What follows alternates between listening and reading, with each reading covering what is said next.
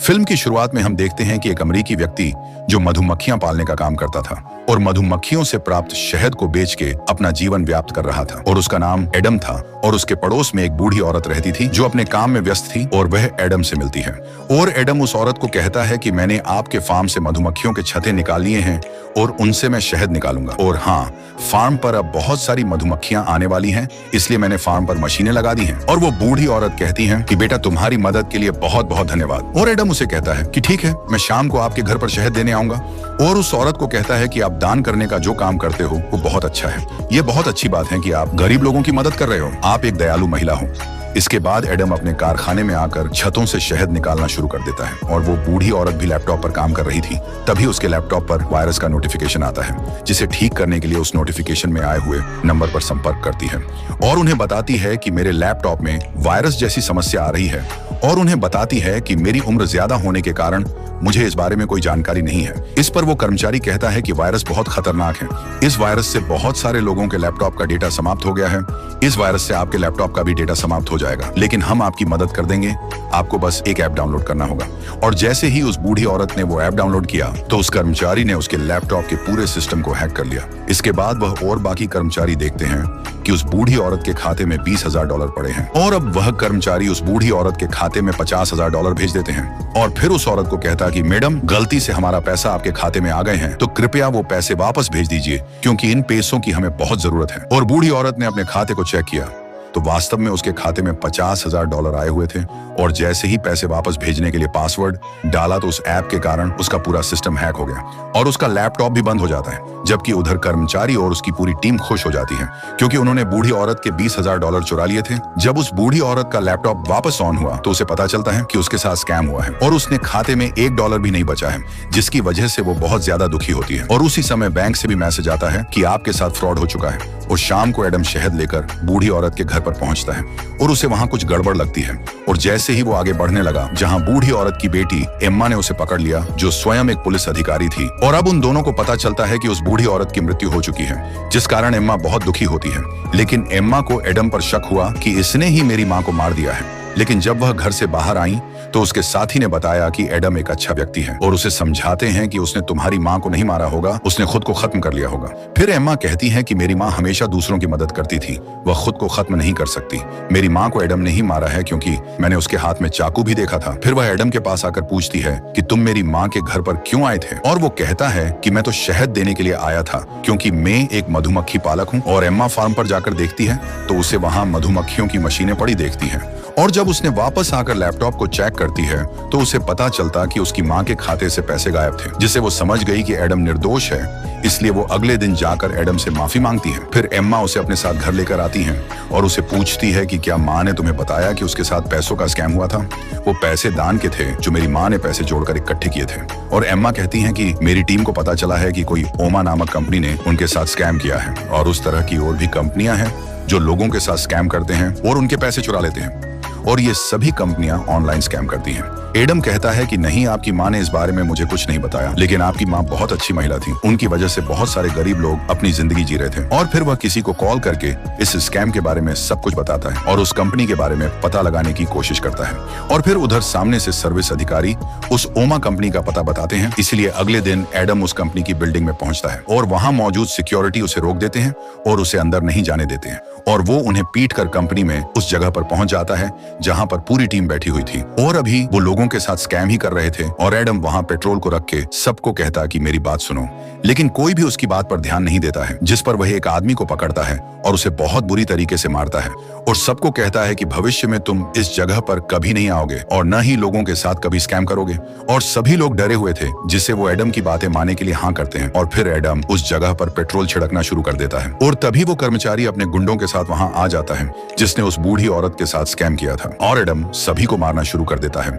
और फिर वो सभी जगह पर बम रख देता है और उस कर्मचारी को कहता है कि थोड़ी बहुत शर्म करो, क्योंकि तुम सभी निर्दोष लोगों के साथ स्कैम करते हो, लेकिन आज के बाद यहाँ ऐसा कुछ नहीं होगा। ये कहकर वो यहाँ से जाने लगता है, जिसके बाद वो कर्मचारी भी वहाँ से भागने लगता है और उसके जाते ही उस कंपनी में बम फटने लगते हैं। पूरी इमारत विस्फोटों की वजह से उड़ गई, जिसका मतलब था कि ये कंपनी अब नष्ट हो गई। और वो कर्मचारी अपने लीडर मैट को कॉल करके इस पूरी घटना के बारे में बताता है, जो इस कंपनी का एजेंट था। और इस पर वो मैट कहता है कि आखिर उसने हमारी कंपनी को क्यों नष्ट कर दिया। इस पर वो कर्मचारी बताता है कि वो बहुत खतरनाक आदमी था, मुझे लगता कि शायद हमने उसके साथ स्कैम किया, जिसका बदला लेने के लिए आया होगा।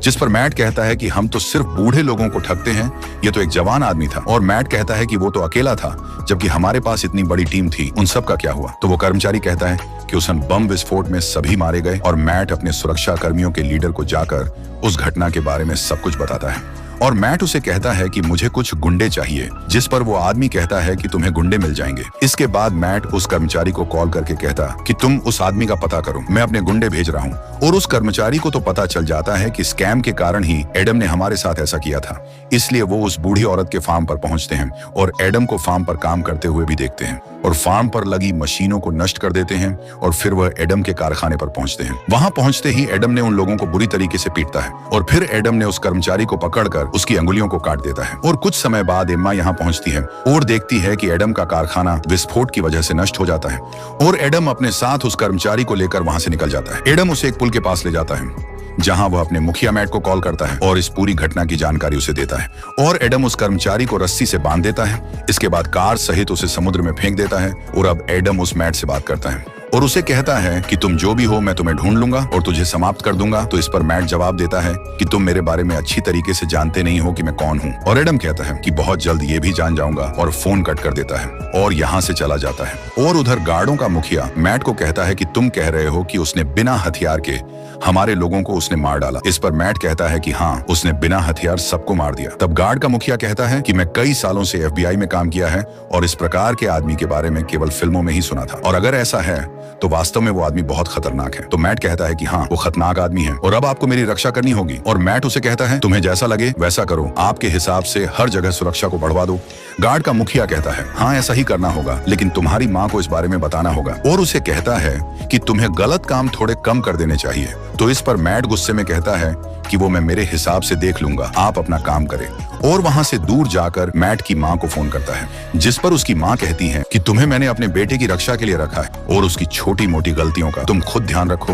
और फिर गार्डों का मुखिया अपने गुंडों के मुखिया को फोन करता है और उसे कहता है कि मुझे एक आदमी को मरवाना है, इसके लिए तुम सबसे खतरनाक गुंडे को भेज दो। और उधर एम्मा को समुद्र के पास उस कर्मचारी का शव मिलता है और उसने देखा कि उस कर्मचारी की अंगुलियां भी कटी हुई थी। और एडम को मारने का काम सबसे खतरनाक गुंडे को दिया जाता है और एडम कार में पेट्रोल भर रहा था। उसी समय वह किलर एक कार में बैठकर वहां पहुंच जाती है और एडम की कार को पीछे से टक्कर मारती है और फिर वह एडम पर गोलियां चलाती है, लेकिन एडम वहां से बच के गायब हो जाता है। वह किलर अपनी कार से मशीन गन निकालती है और चारों तरफ गोलियां चलाने लगती हैं।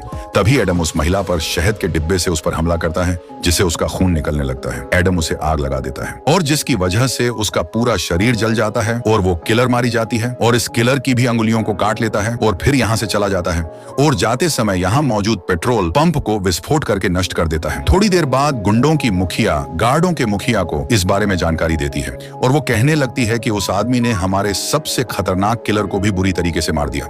ये सुनकर गार्ड के मुखिया को तगड़ा झटका लगता है और उसने कहा आप ये क्या कह रहे हो, ऐसा कैसे हो सकता है। फिर वह कहती हैं कि इस बारे में अब मुझे कुछ नहीं पता, अब आप खुद ही उसे संभाल लो। उधर एम्मा अपने साथियों के साथ पेट्रोल पंप की छानबीन करने आती हैं, जो पूरी तरीके से नष्ट हो चुका था। एम्मा उसे कहती है कि कोई ऐसे ही खुले में हथियार लेके कैसे घूम सकता है, इसके बारे में हमें अपने से सीनियर अधिकारी से बात करनी होगी।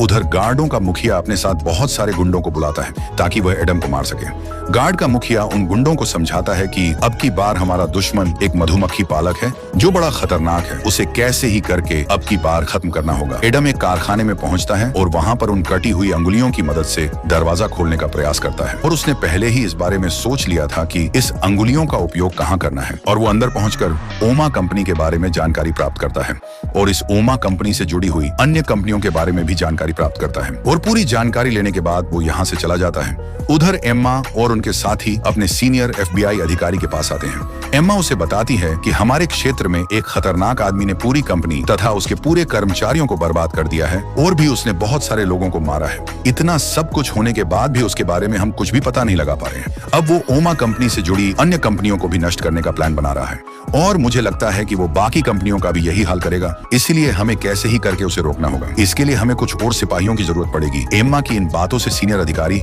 इसके लिए सहमत हो जाता है। ओमा कंपनी के नीचे काम करने वाली दूसरी कंपनी का सीनियर, जो मैट का साथी था, लोगों को सिखा रहा था कि स्कैम कैसे किया जाता है। उसकी पूरी टीम काम करने में लगी हुई थी। तभी यहाँ पर तीसरी कंपनी का अधिकारी आता है और सबसे कहता है कि ये जगह हमें खाली करनी होगी क्योंकि यहाँ अब खतरा बढ़ता जा रहा है। लेकिन यहाँ के सीनियर ने ऐसा करने से साफ मना कर दिया तो एक अधिकारी उसे अपने साथ ले जाते हैं और उसकी बात मैट से करवाता है, जो कहता है कि जल्दी से जल्दी वो जगह खाली कर दो। उधर सभी अधिकारी एडम को मारने के बारे में योजना बना रहे थे और तभी वहाँ एडम आता है और कहता कि आपने मेरी जानकारी के बारे में लिखा है कि मेरे वजन 80 किलोग्राम है, जबकि मेरा असल में वजन तो 75 किलोग्राम है। ये सुनकर सारे अधिकारी चकित हो जाते हैं। वह जान गए कि जिस आदमी को हम ढूंढ रहे थे यही वो आदमी है। इसके बाद वह अधिकारी उसे पकड़ने का प्रयास करते हैं, लेकिन वो किसी के भी काबू में नहीं आता है तथा सबको बुरी तरीके से पीटता है। लगभग सभी सिपाहियों को बेहोश कर दिया था। फिर वो ऊपर चला जाता है जहाँ मैट अपने कर्मचारियों के साथ यहाँ से भागने की तैयारी में थे। तभी यहाँ एडम पहुंच जाता है और कहता कि तुम लोगों के पास 5 मिनट हैं। अगर इस 5 मिनट के अंदर तुम यहाँ से नहीं निकले तो तुम सब मारे जाओगे। मैट का साथी कहता है कि कोई किधर ही नहीं जाएगा। नीचे एडम ने जिन सिपाहियों को मारा था उन सबको होश आ जाता है। फिर वो सब एडम को पकड़ने के लिए आ जाते हैं और उन्होंने एडम पर अंधाधुंध गोलियां चलानी शुरू कर दी। लेकिन एडम ने यहाँ अपना दिमाग लगाया और एक आदमी को पकड़ के अपने आगे खड़ा कर देता है। वो गोलियां उस आदमी को लग जाती है, जिसे एडम बचकर वहां से भाग जाता है। फिर कुछ अधिकारी उसका पीछा करते हैं। एडम उन अधिकारियों को बुरी तरीके से मारता है।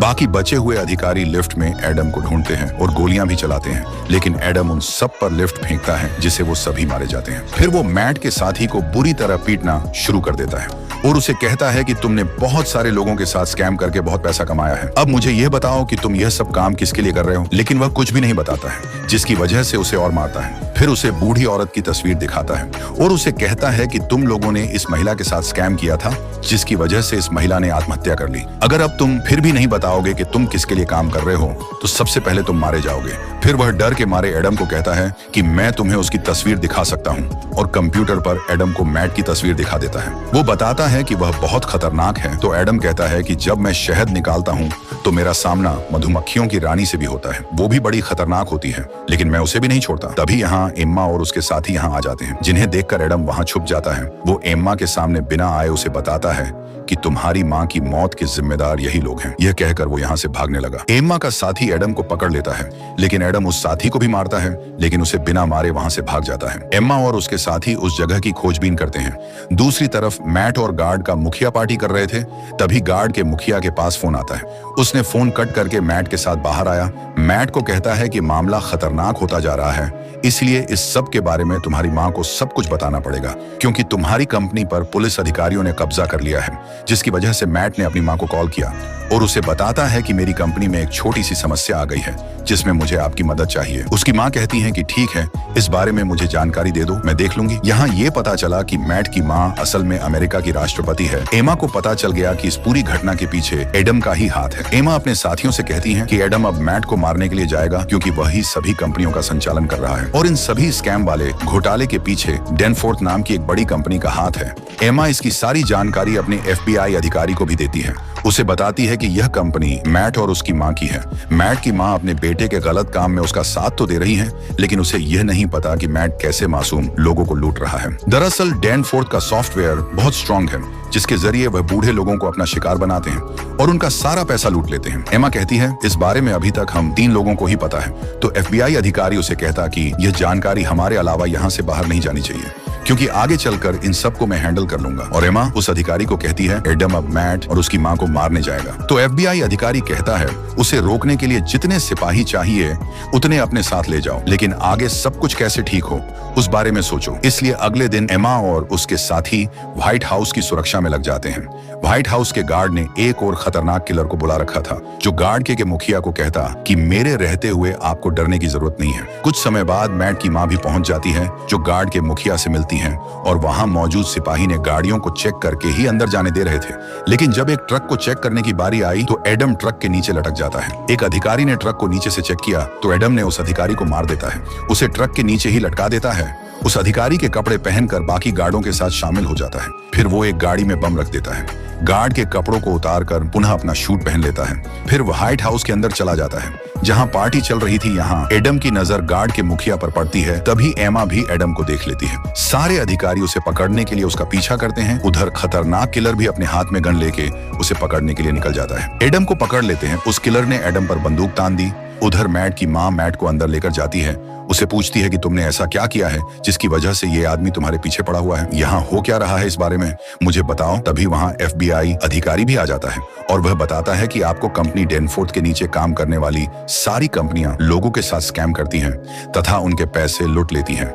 ये सुनकर मैट की माँ को बुरा लगता है। मैट से पूछती है कि बताओ, क्या ये सब कुछ सच है? क्या ये वो लुटे हुए पैसे ही जो तुम मुझे हर महीने भेजा करता था? इस पर मैट कहता है कि हाँ, यही सच है कि वो पैसे स्कैम से कमाए हुए थे। ये स्कैम करने वाली सभी कंपनियां अपनी डेनफोर्ड कंपनी के नीचे ही काम करती हैं, जिनको मैं ही हैंडल करता हूं। उधर एडम ने जो कार में बम लगाया था उसे फोड़ देता है। बचे हुए लोगों को मार के व्हाइट हाउस के अंदर चला जाता है। मैट अपनी माँ से कहता है कि आप हर महीने इतने पैसे मांगती थी तो वो मैं कहां से लाता, इसलिए मैंने ये स्कैम जैसे काम आपके लिए ही किए हैं। और ये सुनकर उसकी माँ उसे कहती है कि ये सब तूने बहुत गलत किया है। मुझे देश ने इसलिए राष्ट्रपति बनाया था ताकि मैं देश के लिए अच्छा काम करूं, इसलिए नहीं कि तुम गलत काम करो और लोगों के साथ घोटाले करो। और अब हम जितने लोगों के साथ स्कैम किया उनके पैसे वापस लौटा देंगे और उनसे माफी मांग लेंगे और पैसे वापस लौटाने का काम तुम ही करोगे। इसके बाद देश मुझे जो सजा देगा उसके लिए मैं तैयार हूँ। इस पर मैट कहता है कि मैं ऐसा कभी नहीं करूंगा। उधर एडम लोगों को मारते हुए आगे बढ़ रहा था और तभी वहां वो खतरनाक किलर आ गया, जो एडम को पकड़ लेता है और एडम को खूब पीटता है। पर एडम भी तो किसी से कम नहीं था। अब एडम पलटकर उस किलर पर हमला करता है, उसे बुरी तरह से मारता है, जिसके कारण उसकी मौत हो जाती है। आगे बढ़कर मैन ऑफिस को खोलता है, तभी गार्ड का मुखिया आकर उसे ऐसा नहीं करने के लिए कहता है। उसे समझाता है कि तुम्हारी जान को भी खतरा हो सकता है। एडम उसे कहता है कि मुझे मौत का डर नहीं लगता है और मुझे तो मौत से प्यार है, तुम्हें भी मौत से प्यार करना चाहिए। और एडम उसके हाथ को तोड़ देता है और अंदर मैट काफी घबराया हुआ था। मैट ने गार्ड के मुखिया को गोली मार देता है। एडम भी एक विस्फोट करके ऑफिस के अंदर पहुंच जाता है और जहां मैट अपनी जान बचाने के लिए अपनी मां को आगे कर देता है और उस पर बंदूक तान देता है। तभी यहां एमा और उसके साथी भी यहां पहुंच जाते हैं। एडम ने सही निशाना लगा के मैट के सिर पर गोली मार दी। ये करने के बाद वो खिड़की से कूद जाता है। एमा ने उसे देख लिया, उस पर बंदूक तान दी और एडम ने भी उसे देख लिया, लेकिन फिर अपनी बंदूक नीचे कर लेती है। एडम यहाँ से भाग जाता है। एडम समुंदर के पास आकर अपना स्विमिंग सूट पहनता है। तभी उसका पीछा करते हुए कुछ अधिकारी भी वहां पहुंच जाते हैं और एडम समुद्र में डुबकी मार लेता है, फिर यहां से भाग जाता है। और इसी सस्पेंस के साथ ये मूवी समाप्त होती है। और मूवी अच्छी लगी तो लाइक और सब्सक्राइब